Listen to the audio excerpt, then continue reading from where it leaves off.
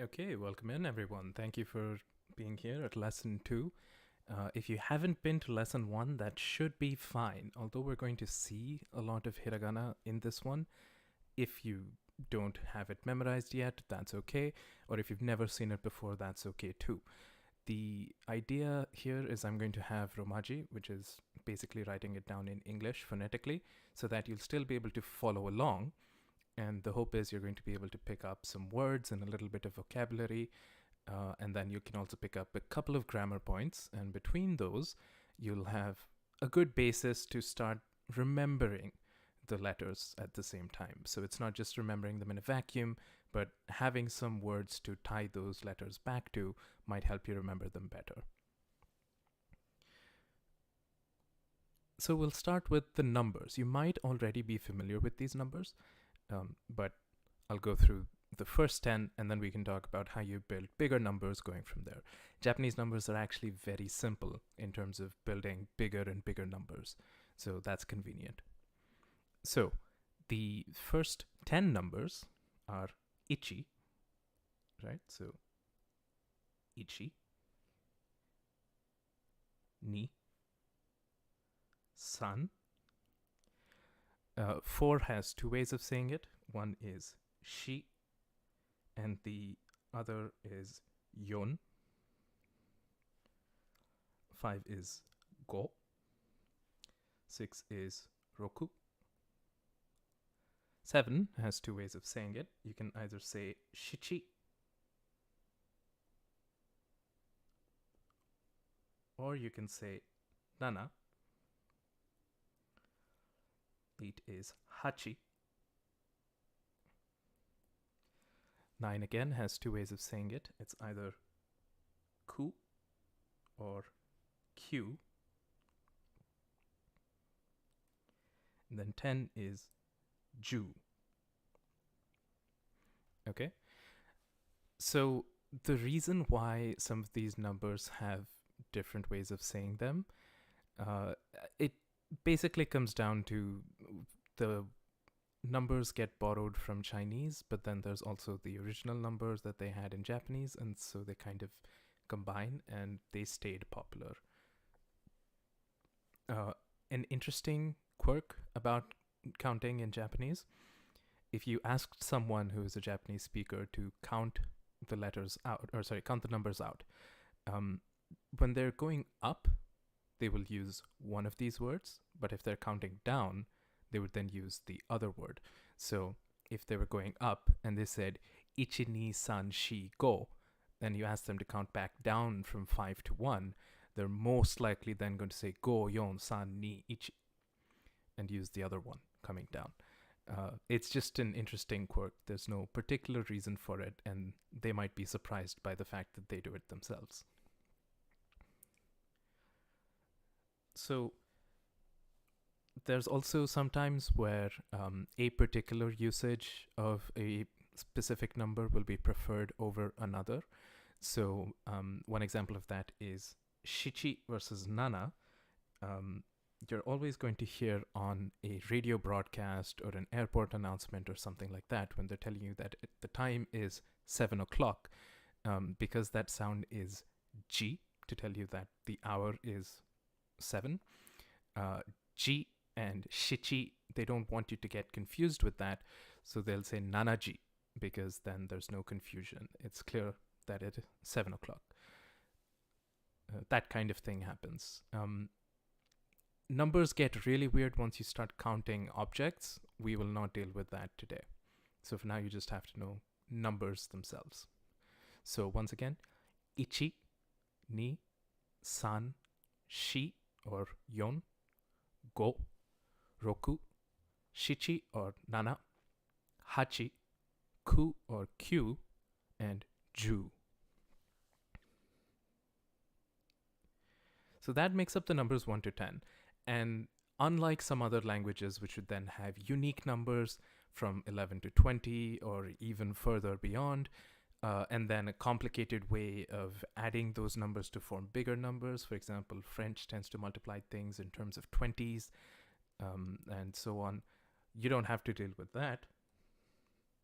When you're counting numbers in Japanese, it's just multiples of 10. So if you had ju, then 20 is niju, 2 tens. 30 is sanju. 40 is yonju. 50, goju. 60, rokuju. 70, nanaju. 80, hachiju. 90, kyuju. And then 100 has a unique name, which is hyaku. So, by the way, it will always be yonju and not shiju. It will always be nanaju and not shichiju. And it will always be kyuju, not kuju. So, if you wanted to essentially forget shi, shichi, and ku, because they only come up in very specific contexts, and you just wanted to think of yon, nana, and kyu as the numbers, for now that will be fine. And you can later tie back these ideas of shi, shichi, and ku as being 4, 7, and 9 when you're more comfortable with the language. So once again, these numbers would be ju, niju, sanju, yonju, goju, rokuju, nanaju, hachiju, kyuju, and hyaku.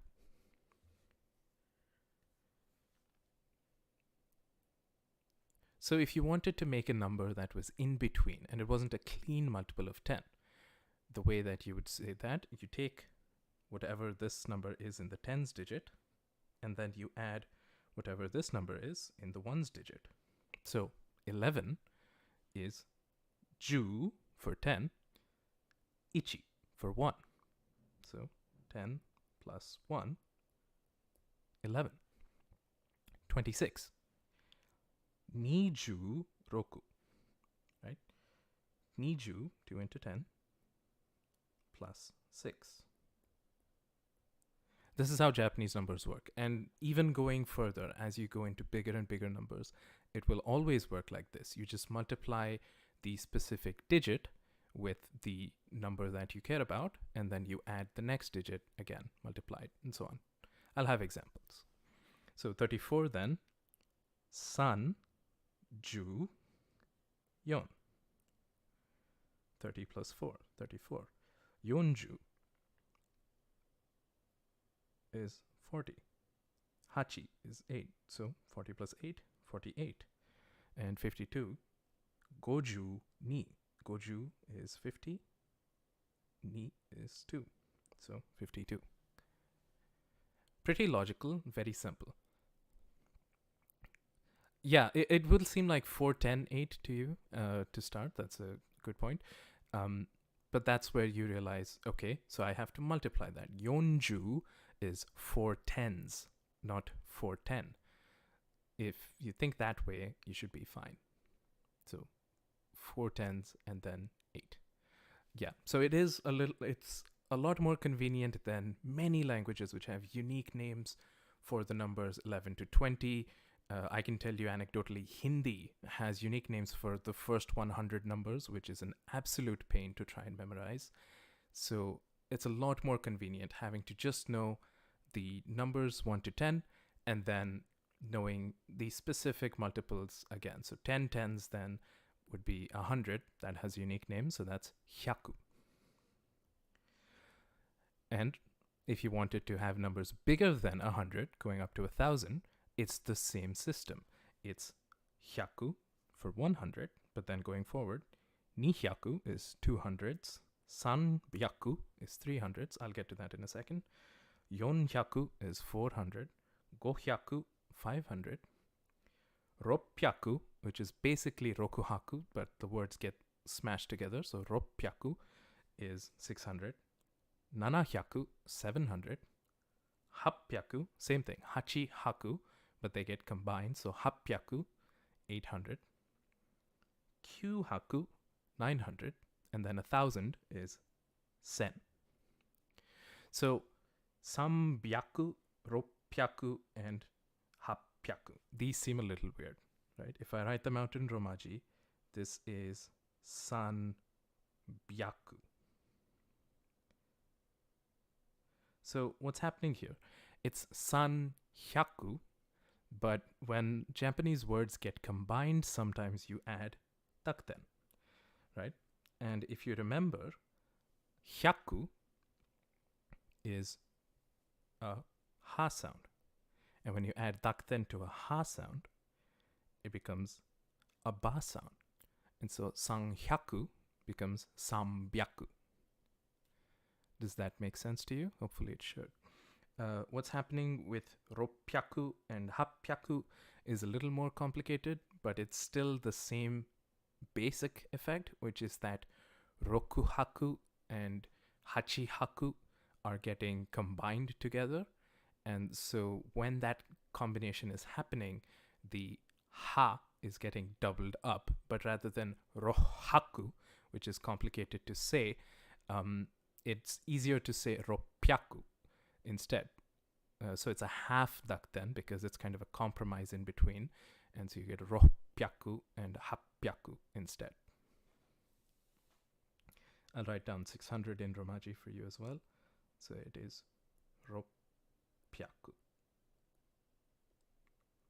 Like this.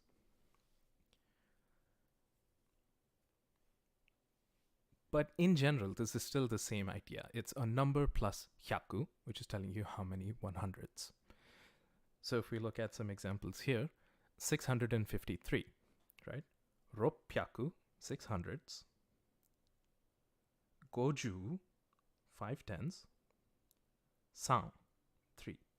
So 600 plus 50 plus 3. 269, Nihyaku, Rokuju, Q.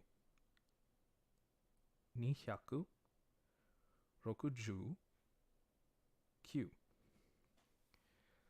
377, Sambyaku, Nanaju, Nana. Sambyaku, 300, Nanaju, 70, Nana, 7. 848, Hapyaku, Yonju, Hachi. Hapyaku, 800, Yonju, 40, Hachi, 8. So if you think of this also in terms of how you would be saying a number in English, you say 848. That's basically the same thing you're doing. Hapyaku, 800, Yonju, 40, Hachi, 8. 848. You just say those numbers sequentially. It's the same thing that you're doing here. Very convenient, but you don't have to deal with numbers like 11, 12, and so on, which are unique names that don't seem to come from anywhere. Instead, you have Ju-ichi, which is 10-1, 10-2, and so on. And then finally, if it's 100 and something, you don't have to say ichi-hyaku or ipyaku or something like that. It's just hyaku. So, hyaku goju ni is 152. 152. Hyaku goju ni. All right. The pattern continues with sen. It's sen, nisen, sanzen, again, dakten get added, yonsen, gosen, rokusen, nanasen, hassen, this is the only weird one, kyusen, and then man. So most of this pattern, again, it makes sense. Sanzen, this is adding dakten here, where because it's right, so instead of sansen, it becomes sanzen, but it's 3,000. And then hachisen, it becomes hassen, right? So you don't get rossen here, you just get rokusen, but you do get hassen, which is a little weird.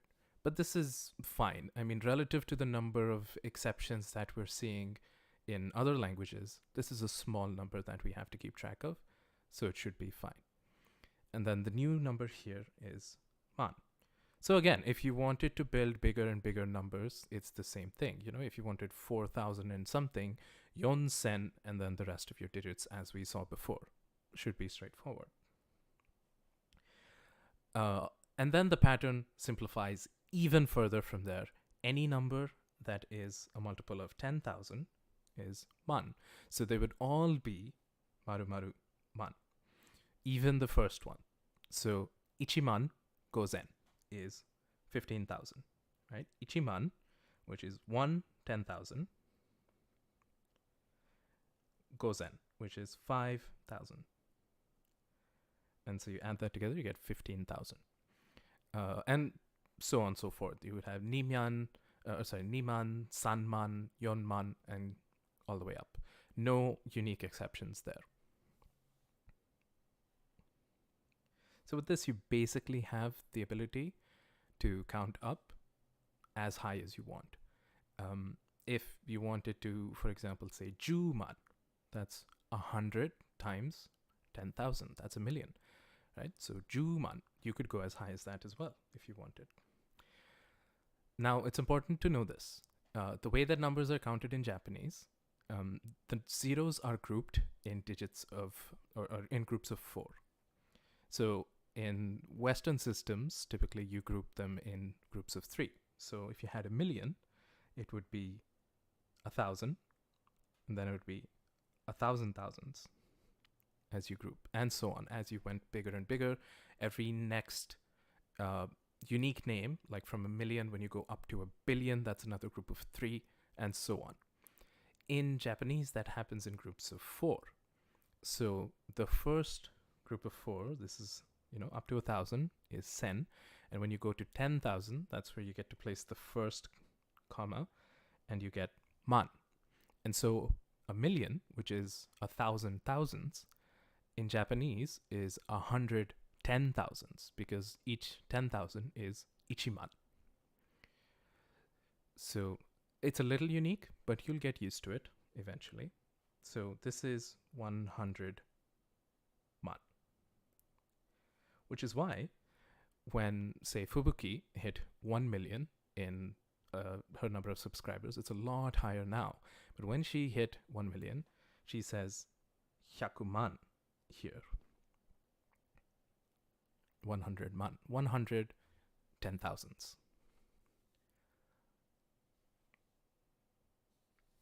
Now, if you were to come up with numbers that were even bigger, they do have names. So there's 10 billion would be where the next group of zeros shows up, and that would be oku. So ichioku is 10 billion. And if you, for some reason, wanted to go even higher, the next group is called k. And you reasonably should not need numbers even bigger than this, so we don't have to worry about them. Even oku and k are extremely unlikely to come up in conversation. How many times do you think of numbers that are multiple billions? Not often. It would only be if you were talking about, say, the GDP of a country or something, which would be in the trillions. Otherwise, a few billion, multiples of a few billion is good enough for most things that you would ever talk about. The only number left to talk about is 0. There are 3 ways you can say 0. It depends on context. So the first is 0. 0 is when you're just saying there is nothing. So, for example, if anybody asks, so how much change do you have to give me? And the answer is 0, because there is no change that you have to give back. You would use rei when you're talking purely for mathematical values. So this would be in like a scientific or a pure maths context where you would use rei. And then the last one is maru. So maru means circle, and it kind of describes the shape of 0. So when you say maru, this would be, for example, if you're reading out phone numbers or something like that. You can say 0 here as well, but some people might say maru just because it looks like a circle. So instead of saying 0, they'll say maru. So again, 0 is the most common. Rei only shows up in like scientific or mathematical contexts, so most of the time you won't. This would be especially if you wanted to represent like a decimal value, rei 10, and then whatever number it is 0 point and whatever number. And then maru is if you were like reading out numbers to someone. So your phone number, for example, you would go digit by digit, then you really Q hachi maru for example. But you could also just as easily say Q hachi 0, and it would be perfectly fine. So, knowing some numbers, let's talk about age. So, this is an example of counter words in Japanese, and we'll talk about counters at a later date. But essentially, when you count things in Japanese, you don't just say a number. We can do that in English for the most time. We say, okay, there are 1, 2, 3, 4, 5, and then you say whatever number of things you have. In Japanese, you might not say, I have 5, whatever it is, things that you have. You'd have a special word that groups a class of objects, which, the thing that you're counting would belong to a particular class of things, and then you would have that word. So you would say, oh, I have 5 of those things. It's kind of the same thing, but you're not explicitly counting the object itself. You just have a counter word. We'll talk about counter words in detail at a later time, but age is one of those things that has a counter word. It is sai. So the way that you count age, if you have 1 year, right? So if you're 1 year old, issai. If you're 2 years old, nisai. 3歳、4歳、5歳、6歳、7歳、8歳、9歳、10歳. Okay? So as you're, again, mostly it follows the same pattern. It's the number plus the word sai, which means years, basically. Sai itself does not mean years. It's kind of like a counter for how old you are. So if you say sai, it's years old. So nisai, 2 years old. Sansai, 3 years old, and so on. The only exceptions, instead of ichisai, issai, again, this is just a thing where 2 words collide and the sound morphs a little bit, and similar thing with hachisai becomes hassai. So the chi sound kind of goes away, and it's just issai and hassai, but the rest are number plus sai. So you now have this very convenient question that you can ask someone, which is, how old are you?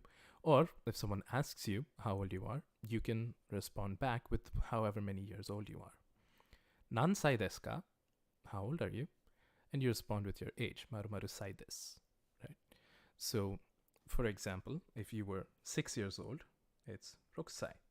So, nansai desu ka? And you would respond, rokusai desu. And that's basically, how old are you? I'm 6 years old. You fill in your age here.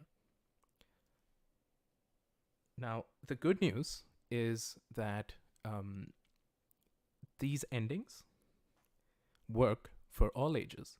So if, for example, you're not 10, you're 40, 40 sai. If you're, pick a random age, let's say 77, right? 77 sai. That's how it works. So you have the number, whatever number it is, as you would normally say it, and just depending on which digit you're ending with, you pick this ending, and that's all you need. So, nansai desu ka? 40 sai desu. Or, nansai desu ka? 77 sai desu. And so on. So, that is an introduction to numbers and how you can talk about your age. So now we can start talking about some grammar points. So a fundamental grammar point here, Japanese does not have plurals. So take the word here, neko. Neko means cat. It also means cats. Whether there is one cat or many cats, you would say the same word, which is neko.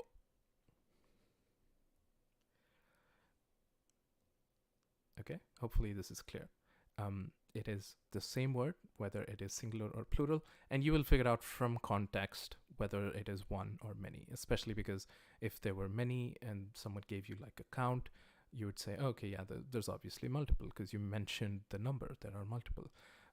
Or, if someone's talking about a particular cat and they just say neko, you know it's just that cat specifically. So you know they're talking about one.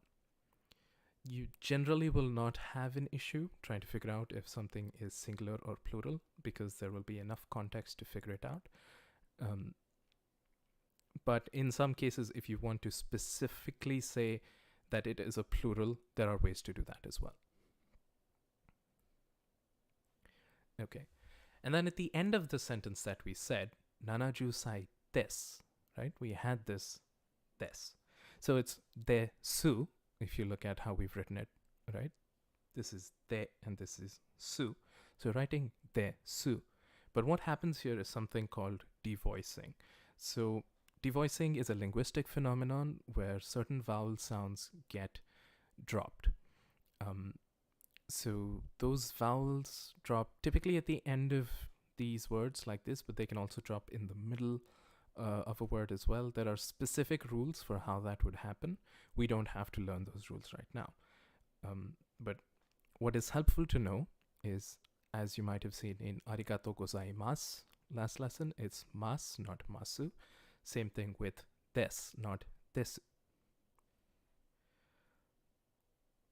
So, if you want to say there is a cat, you say neko desu. If you want to say there are multiple cats, you say neko desu.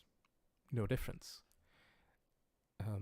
Additionally, when you just say neko desu, this on its own is a complete sentence. It's not specifying who the cat is or how many cats there are. So this could be I am a cat. This could be pointing at a cat and saying that's a cat. You could be introducing yourself as a group and saying we are cats, or you could be pointing at a group of cats and saying those are cats. And I've not listed it here, but you could even be pointing at the person you're talking to and saying you're a cat, or you guys are cats. You could be talking about someone else and say he or she is a cat, they are a cat. Neko desu just says cat. Des is what's called a copula. So it's something that you put at the end of sentences, and I'll talk about exactly how you would use des when I talk about grammatic structure, which comes a little later. So for now, I'm going to give you some very, very basic grammar points that will allow you to start looking at sentences and saying, okay, I can identify this part and that part and that part. And then later, I'll actually show you how a Japanese sentence is structured. And when we talk about that, then we can talk about why certain things appear where they do and how you're supposed to use them. So for today, I'm just going to introduce a bunch of ideas, and then later we'll talk about how you would structure those to form sentences. So, in general, the way that Japanese works, it has these particles or markers that tell you what part of a sentence a specific word is. The easiest one to see that is one that I just used in the previous slide, which is ka. Ka is your question marker. It basically works as a question mark. So if you had a sentence and you want to turn it into a question, you say ka at the end of your sentence, and it makes it a question. So, neko desu ka is a question. And again, all you're saying is cat? Question mark. So, is cat? And you don't specify who is the cat. So it could be, am I a cat? Are you a cat? Is that a cat? Or it could even be plurals, right? Because neko can be singular or plural. Are we cats? Are you cats? Are those cats? And so on. All of these you would say the same way. But from context, it would be clear. So you wouldn't just out of the blue say neko desu ka and expect them to figure out that you're talking about them specifically and saying a question as, are you a cat? You'd be able to figure that out from context because you wouldn't probably start your sentence like this. And then finally, we had nani or none. You might already know nani, There's the famous internet meme, "Omae wa mou shindeiru," to which the guy responds, "Nani?" before his head explodes. That "nani" is a question, and it is what. Sometimes "nani" is shortened to "nan," as in "nansai," rather than "nani-sai." So it becomes "nansai desu ka," right? Which now you have all the constituent parts to understand. Nansai, how many years? Desu ka, is it, essentially. If you say just "nan desu ka," you're saying, what is it? But because what can represent, a singular or a plural concept, it's just an ephemeral what, not necessarily relating to anything. In English, we have this distinction. We're forced to say what is it versus what are they, where we have to choose whether the thing we're talking about is singular or plural. Japanese is open, and it lets you just say "nan desu ka?" And if the thing you're talking about is singular or plural, it figures it out. So, going back to this age question, we said "nansai desu ka?" right? Nan is your question word. It's what, but in this case, it would correspond to the English how. Sai is a counter word, which is saying how many, but this corresponds roughly to the English word how old. Des is a copula, so it doesn't actually mean anything, but when you say "nansai des," it's kind of like saying how many years are, so how old are, and then ka is your question mark. That shows up there. So "nansai desu ka?" is how old are you? And then when they respond, "marumaru sai desu," "marumaru sai" is however many years old, right? As we talked about. So that comes that way. And then "des" doesn't actually mean anything. It's just the way that you're ending the sentence. So I am so and so old. You're not actually saying I am. That part is not here in the sentence. It's just I am marumaru sai.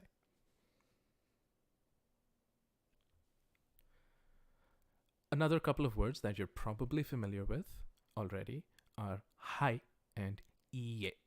And these are ways to say yes and no. They're very formal ways to say yes and no. I won't say formal.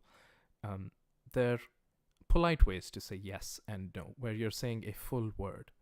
So it's equivalent to in English, you say yes sometimes, but when you're among friends, you'll be like, yeah, which is a different way of saying it, which is less formal. It's a little more casual, but it's accepted just as well. Similarly, iie is no, but there are ways to say it in a less formal way as well. So hai is yes, and iie is no. And again, notice it is iie. So there's two e's, e elongated, and then e, iie. And you might notice this is creating a ye sound as you're saying it, iie, but there is no ye in the Japanese language.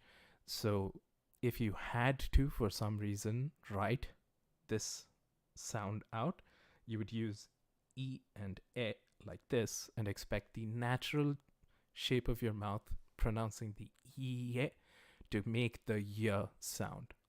But you wouldn't have a way to write it on your own.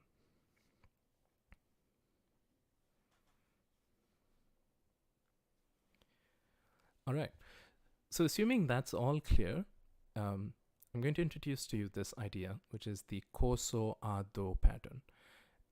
This idea of the koso ado, this exists across multiple different words, groups of words, in fact. That's the way to think of these. These are groups of words. And they talk about the sphere of influence between the listener, the speaker, and what is controlled by each person. So I'll go through the words, and then I have a diagram on the next slide, and that should make it clear how they make sense. So this koso ado pattern, this is talking about things. So kore, sore, are, dore. Okay? So if you look, it's kore, sore, are, and dore. So this is your ko, so, a, do. Okay? Kore means this. Sore means that. Are also means that, but a different kind of that. And then dore is your question word. So it's asking which one. So here is the diagram that I promised.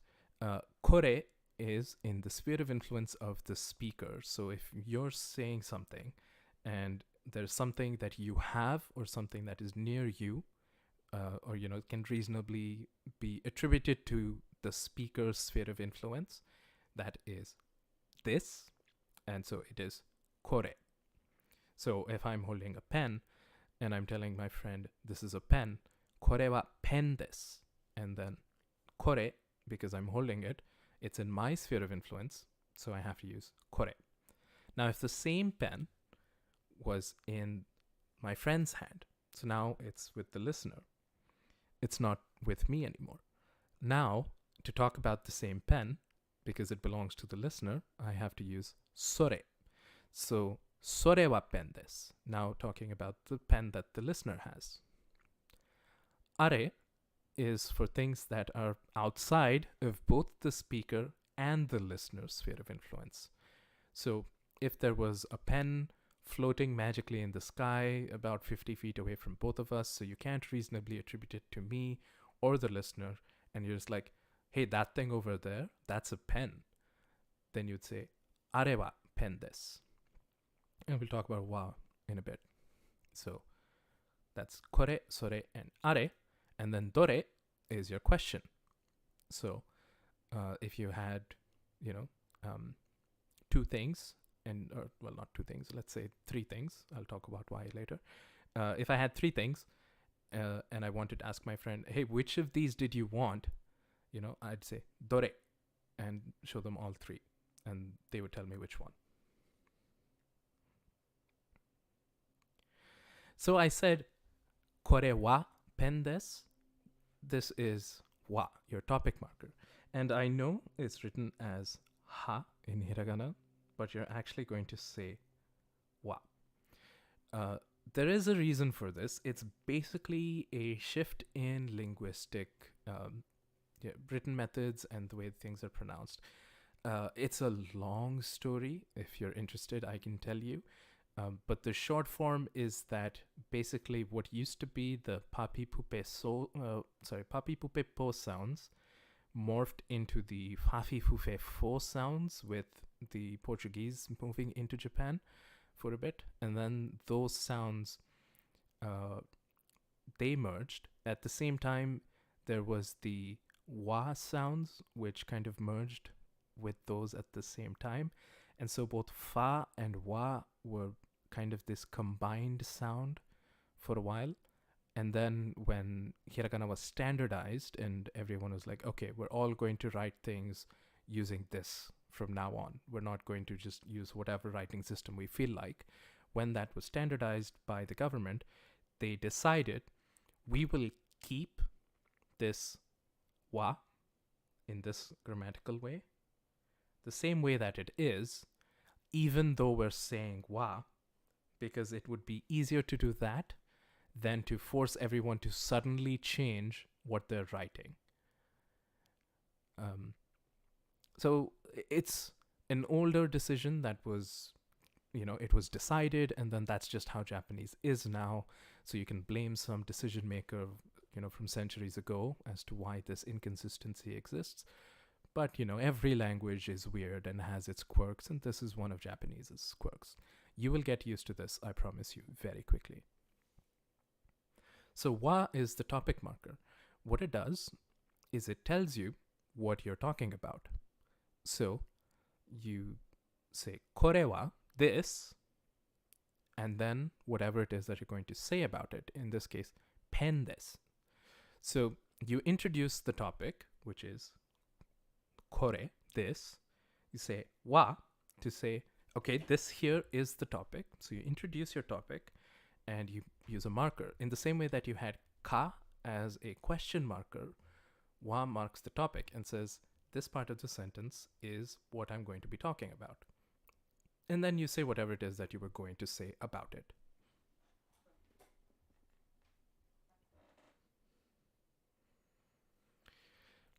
So the exact same example is just neko instead of pen. Kore wa neko desu. And then here I have it with kanji if you were interested. This is the kanji for cat. You don't have to know it right now. Kore wa neko desu. This is a cat. So you could imagine a conversation like this, right? Which is, kore wa nan desu ka? What is this? Sore wa ringo desu. So the first person is holding something up, and so because it's in their sphere of influence, they say, kore wa nan desu ka? What is this? And then the second person who's responding, since it is in the other person's sphere of influence, has to say, sore wa, that is ringo, which is apple. Now that you've established what you're talking about with the topic marker wa, you don't need it anymore. So now I don't have to ask again, kore wa, and whatever it is I want to say about it. We've established the topic. It is whatever this thing is, which my friend now has told me is an apple, right? So now that we know we're talking about the apple, I can just ask questions about it without saying, is the apple a vegetable? I can just say, is it an apple? Or sorry, is it a vegetable? So I say, yasai desu ka? Yasai is vegetable. So I'm asking, is it a vegetable? And my friend tells me, iie fruits desu. No, it's a fruit. So again, my friend also does not have to respond with, iie sore wa fruits desu. He can just say, sore wa fruits desu, or iie fruits desu, is what I meant to say. So once you've established the topic of conversation, you can drop it. You don't have to say it every single time. English requires at least a pronoun in some cases, but you don't always have to say, what is this? This is an apple. Is an apple a vegetable? No, an apple is a fruit. That's awkward. So we're allowed to use pronouns, right? What is this? It's an apple. Is it a vegetable? No, it's a fruit. And this is even simpler than that because it's not even using the pronouns. So what's this? Apple. Vegetable? No, fruit. That's basically what you're saying. Hopefully that makes sense and is clear to you. Now, in terms of your pronunciation, when you're saying something in Japanese, if you need to take a pause in a sentence, pause after a marker. So don't say kore wa neko desu. You say kore wa neko desu. So if you have to pause at any point while speaking in a Japanese sentence, plan your breaths so that they appear after some sort of a marker. As we study some more markers, I'm going to show you a few more of them today. That's where you can break your sentence for, your flow of your sentence. Okay. Now, I'll talk about this very special exception between dore and dochi. Dore is your generic this, that, and the other, and then dore is what. Kochi, sochi, achi, and dochi are specifically when talking about two things, and so it's a choice between two specific things. So when you say kochi, there are two reasonable options, and you're saying this one, not the other. Sochi, same thing. Now you're talking about the listener. So they have two things, and you're saying, okay, this one, or that one, not the other one. Same thing with achi. There are two objects far away, and you're saying, okay, that one, not the other one. And dochi is then which of the two. So if you're talking about multiple things or one thing, it is kore, sore, are, and dore.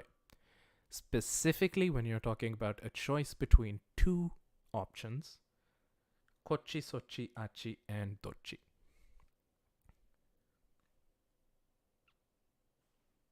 Okay.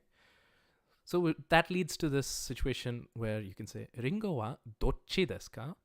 So, Ringo wa, we're talking about the apple. So now you've established that the apple is the topic. Ringo, so speaking of the apple, dochi desu ka? Which of these two is it? But if you had multiple objects, let's say you had 6 fruits you were holding in a bowl or a bag or something, then you would say, Ringo wa dore desu ka? Which of these, however many, is the apple? Okay, so dochi is a single kind of special one where it's only when there are 2 options and you're trying to choose between the 2, and in all other cases you would use dore.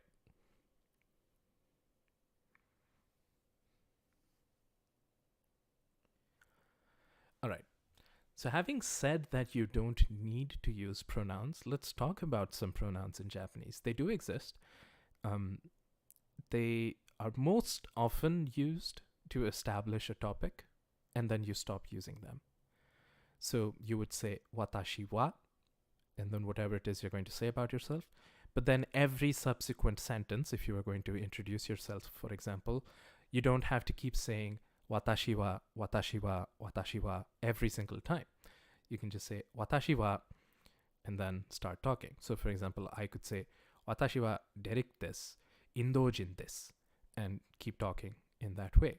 I don't have to keep saying over and over again. The way that you do in English. In English, you have to say, I am Derek, I'm an Indian, and keep going like that. You can just say, I'm Derek, Indian, and whatever it is that you're trying to say. And it's understood from context, since you said, I am at the beginning, that you're still talking about yourself. And it's only when you want to change the topic that you would then bring back wa with something else. So, watashi is a way to say I. Boku is another way to say I. Boku is usually used by younger people who are male, although it can be used by anyone technically.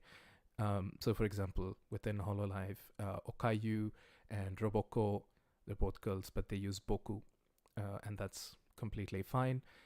There are people who are a little older, like myself, Yago, and we would use boku, and that's completely fine. But it's generally seen as a young boy's pronoun. There is ore, which is a more grown-up male pronoun. Watashi is just neutral, anyone can use it. Atashi is like a more female version of it, but they're all many different ways to say I, and we can talk about those in detail at a later point. To say you, there's basically 2 ways. There's anata and there's kimi. There are also a few slightly more ruder ways that you could, like omae and teme. Teme in particular is like an insult to say it. So they mean you, and unlike in English where it's perfectly fine to just use the pronoun you, in Japanese it's considered a little rude. So there are situations where it's fine to use you as a pronoun. You can use it when you're establishing a topic. So, anata wa, and then whatever it is you're going to say about them. In those cases, it can be fine. But if you overuse it, then you seem too familiar, like you're really, really close to them. And that's considered rude because you're not actually that close. So you're supposed to use their name and show them a little respect if possible, or you can just not use any pronouns at all and just let it be understood from context that you're still talking about them. So there then exist the words kare and kanojo. Kare and kanojo are words that were essentially invented to translate romance novels in the 18th century from Europe. So they are words that existed in Japanese, but they specifically got chosen to mean boyfriend and girlfriend.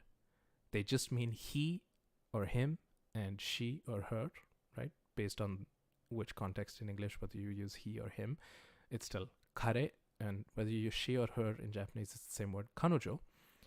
It just happens to be that with no established word for boyfriend or girlfriend, they chose to use the words kare and kanojo. In most contexts, kare and kanojo, when you encounter them, are going to mean he or she, especially if they come with the topic marker attached. So kare wa or kanojo wa, it would be like, oh, he is or she is, and then whatever it is you're saying about them. If they are specifically talking about a boyfriend or a girlfriend, you'll be able to figure it out from the rest of the context. It's not as common. I'll also add that kareshi tends to be a more popular way of saying boyfriend than just kare. So that helps you. And it's just kanojo, which can mean girlfriend, but generally does not. And then finally, there's the question word, dare, which is who. Here's a useful word, tomodachi, which means friend. So tomo is together and dachi is tachi, which is like a group. So tomodachi, it means friend, but it also means friends. So when we saw takodachi yesterday, it was the group of octopuses, right? So the octopi group was takodachi, but it's supposed to seem like tomodachi, which is friends. So it's kind of a pun on that. It's a play on that, and it's saying we are octopus friends. Here's another word for you, inu, which means dog or dogs. So you had neko for cat or cats. Now you have inu for dog or dogs. So knowing those words, we're now ready to talk about the possession marker no, and then I can introduce it in a sentence using those words. No is a possession marker. It basically is apostrophe S. It says that whatever it is that comes after it belongs to whatever it is that is over here. So I've said pronoun, but this could just be a noun as well, for example. So if I say watashi no neko, that means my cat or my cats. Right? Watashi no neko. Watashi is me. Watashi no is then me's, which in English is my. And so my cat or my cats. So, これは誰の犬ですか? This, talking about this, これは, so now we're talking about this. 誰の, whose, 犬ですか? Whose dog is it? 私の犬です. You don't have to bring the topic marker back in. So it's just 私の犬. It is my dog. So, これは誰の犬ですか? 私の犬です. And down here you can see it written with kanji. So one of the things that happens is not every sentence is going to be written purely in hiragana because there aren't any spaces in Japanese by default. You can type hiragana with spaces, but that's not how the language is typically written. So instead, they use kanji, which are these Chinese characters that stand in for words that they happen to basically have memorized most of the common ones, so they can read them the same way. So this one is inu, and this one is tare. And with time, you will know them, and so you'd be able to read this sentence and be like, これは誰の犬ですか? And just, no problem, understand it. But we're at the beginning, so we need these, and that's fine.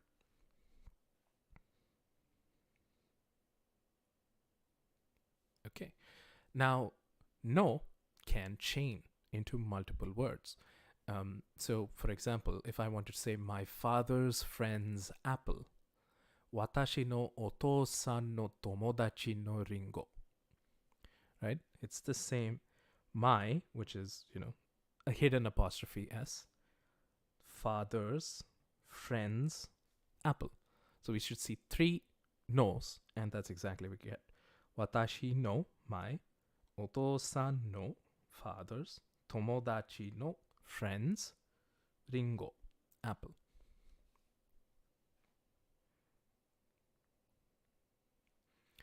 Okay. Next up is the subject marker, ga. So the subject marker, it's similar to the topic marker. Wa and ga, these are famously two things that are very similar, and therefore which one should I use is a topic of debate. There have been entire books written on whether to use wa or ga, so you're not going to understand all the nuance today, but that's not a problem. We'll talk about different strategies for them as we talk about the structure of grammar. For now, we can just learn ga as a subject marker and a little rule that helps you figure out whether I should be using wa or ga in this specific case. So ga marks the subject of the sentence, wa marks the topic of the sentence. They're slightly different. Wa is who or what we're generally talking about. The entire conversation is about a topic, that is wa. Ga is within each sentence then the subject of that sentence. Okay. Wa doesn't come after a question word, but ga can. So you cannot say dare wa, but you can say dare ga. You can't say nani wa, but you can say nani ga. So when you're asking a question, right, you would not ask nani wa or dare wa. It's always going to be ga. But when you're responding to that question, you can use wa. And again, later on, when we talk about the structure of a Japanese sentence, I'll actually talk about wa and ga and which ones are the right ones to use and why you would choose to use one over the other. For today, we don't need to talk about that. So the real rule is just this right here, which is when you're asking a question like nani or dare, don't follow it up with wa, because that is incorrect.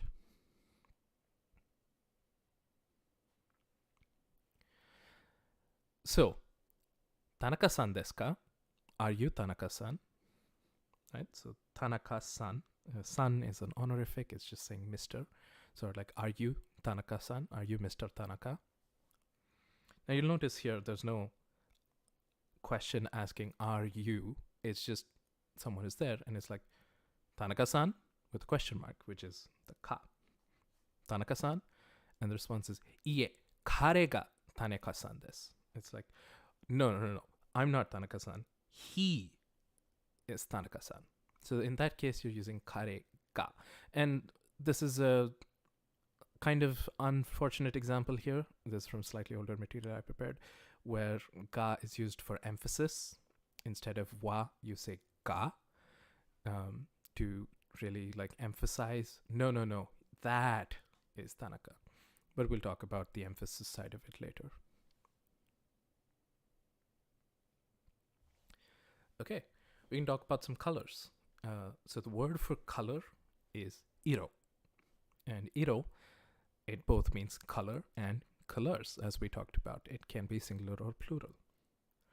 This iro will sometimes also show up as a word at the end of a color to specify that it is a color.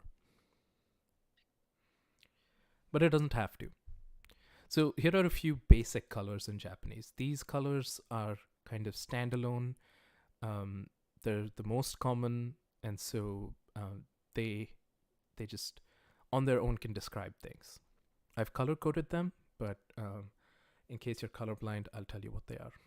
So the first one is aka, which is red. The next one is ao, which is blue. Next is kuro, which is black. Shiro is white. Midori is green. And murasaki is purple. Okay. And I've included the kanji, but you don't have to know them right now. So, aka, ao, kuro, shiro, midori, murasaki. And those are red, blue, black, white, green, purple. And then you have these colors, which I know that this one is a little hard to see, but that's fine. These are colors that have the word iro at the end of them because they're not simple colors. So these are colors that, as unique colors were invented, they needed ways to describe them, and so they came up with these words. So orange is daidai iro. Orange is also just orange. Okay, so that's orange. Kiiro. Kiiro. Kiiro is yellow. Here, I'll write it for you, just so you can see it. Kiiro.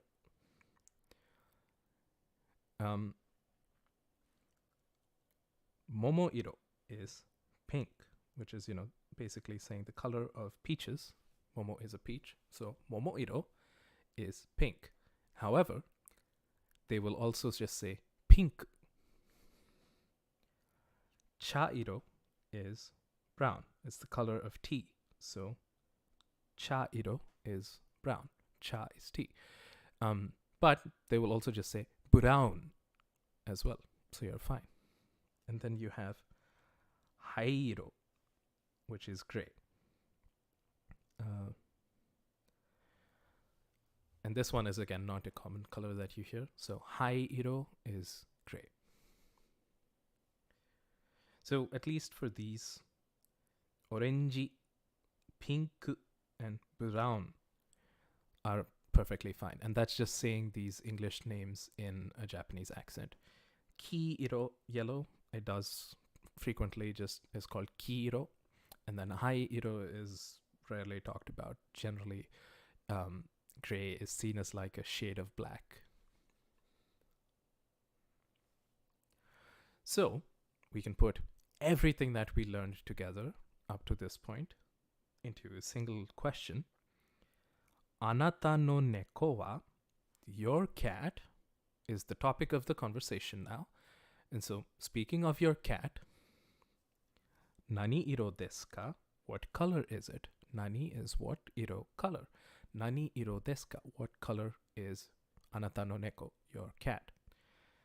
And then you don't have to respond with boku no neko wa, because it's been established as the topic of conversation. You can just give the answer. Shiro desu. It's white. So, anata no neko wa nani iro desu ka? Shiro desu. What color is your cat? It's white.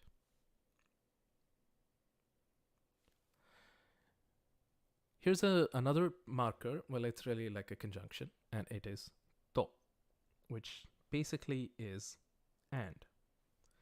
So if you had two things in a list, you say whatever the first thing, to, whatever the second thing is. So, anata no neko wa nani iro desu ka? What color is your cat? Shiro to kuro desu. It is white and black.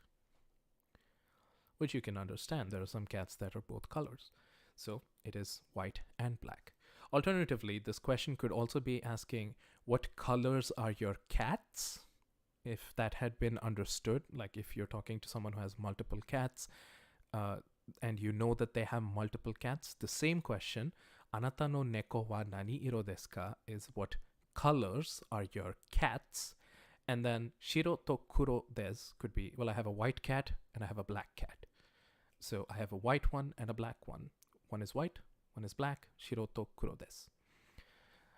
So this is simultaneously the efficiency of the Japanese language, where you don't have to repeat ideas multiple times. Once you've established something, it can be understood from context. It's also a drawback of the Japanese language, which is that when you're beginning, at least, a lot of people speak Japanese with the expectation that you can infer what they're saying. But when you're just starting out, that's difficult because you don't know the ins and outs of the language. And so you're going to need a little more hand holding through these. And you might need someone to explain to you, okay, here's the context, and so this is why my answer should be understood in this way. But again, if you look at this question, in a vacuum, you're not sure if it's asking what colors are your cats or what color is your cat. But if you're asking someone about their cat, you know if they have one or if they have many. They've probably just told you, oh yeah, I have 5 cats at home. And then when you ask them what color, it's obvious that you're asking about all of them. Now, the way that tho works is if you have multiple things to list, you have to say to in between each of them. So, あなたの猫は何色ですか? 白と黒と茶色です. White and black and brown. In English, we don't need to do this. We can say white, black, and brown. And we just need and at the end. Japanese cannot do this. So if you have a list, you're going to have to list every option with to say this and this and this and so on.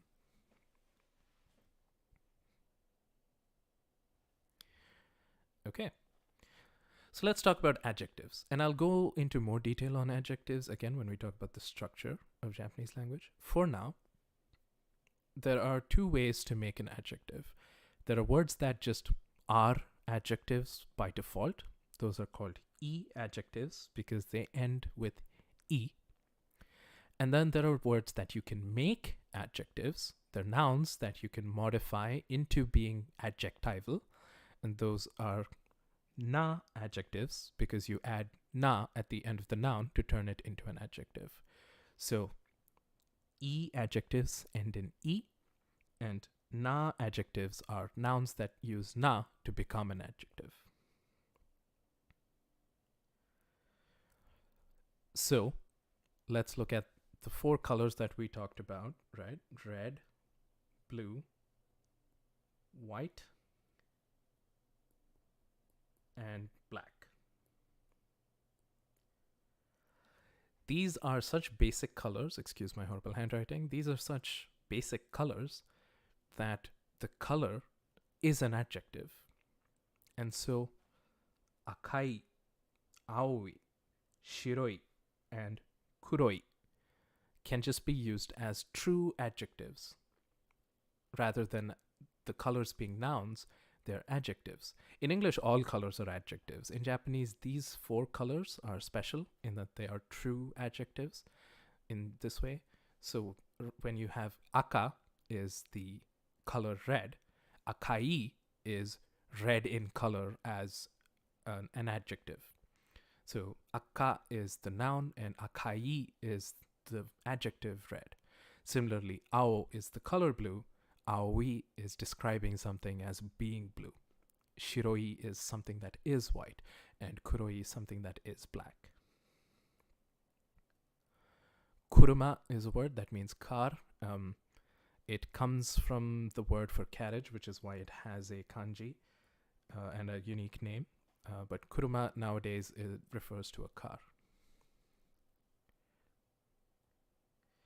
So when you say, 赤い車があなたの車ですか? The red car, which is now the subject of the sentence, あなたの車ですか? Is it your car? いいえ、紫車は私のです. Okay? No, the purple one is mine.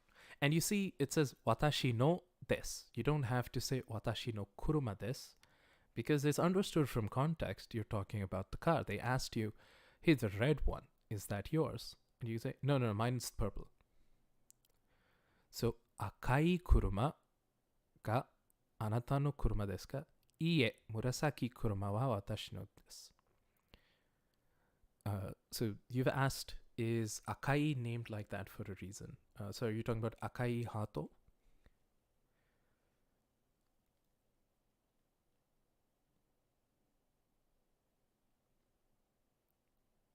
Yes. Okay. Yes, akai hato is called that way because hato is heart, just in katakana basically, although she writes her name in hiragana. It's basically a Japanese way of a Japanization, right, of heart. And akai is red. So her name is Red Heart. And that's why her first song was called Red Heart. Um, that said, Akai also happens to be a very, very popular name in Japan. A lot of people have Akai as their family name. Uh, and so it works as kind of a pun in that way. And this is a pattern that you will see frequently.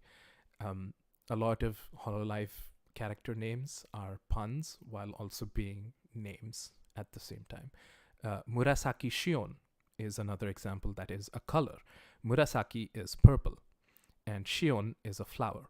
So her name is Purple Shion, Shion being a kind of flower. I don't remember which kind at the moment, but they are purple by default.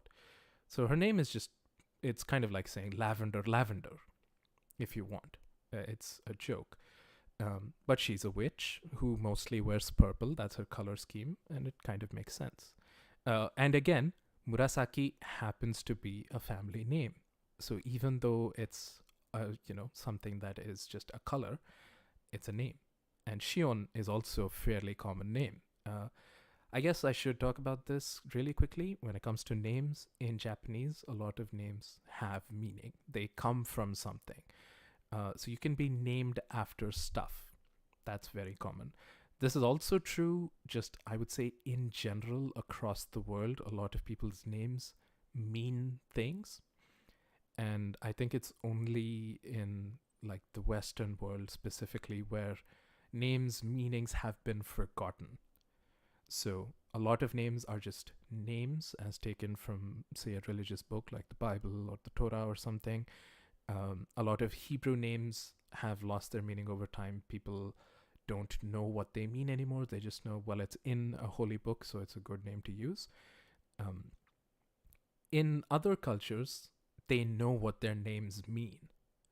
And so it's a slight difference, but that's fine. So because you know what a name means, you can have fun when you're inventing a name to give it a meaning that ties back to who you are or some traits about you if you wanted. So a lot of stories with Japanese characters that you might see, their names will mean something.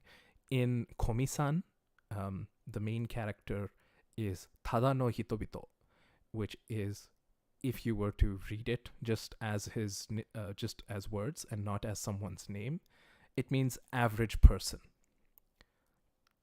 But his name is Tadano, which is a common enough name, and Hitobito, which is a weird name, admittedly, but names can be whatever you want. All right. So that was a long aside, but it happens to line up because we'll say that today this is the end of planned content. So if you have any other questions, go ahead and ask.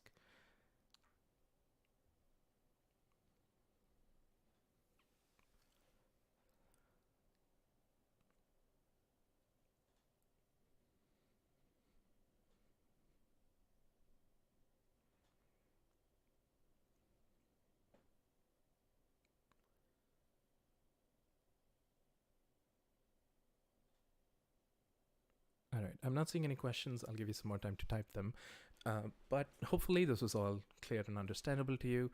I think tomorrow I'm going to start teaching you the structure of Japanese. So initially when I did these lessons, I spent a long time to establish a lot of base concepts and vocabulary before we talked about the structure of things.